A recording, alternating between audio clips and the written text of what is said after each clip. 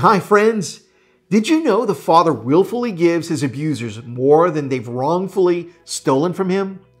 In Matthew 5:40 and 41, Jesus told us, if they take your coat, give them your cloak as well. We now can conclude that this is how the Father lives. He goes the extra mile when compelled to do so, even at great detriment to himself. We see this kind of behavior being lived out in the meta-narrative of the redemption story. Humanity beat thorns into his brow, and he used that process to answer our prayers.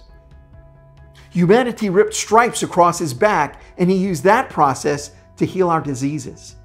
Humanity spilled his blood on the hill called Golgotha, and he used that process to shower his love and acceptance upon us.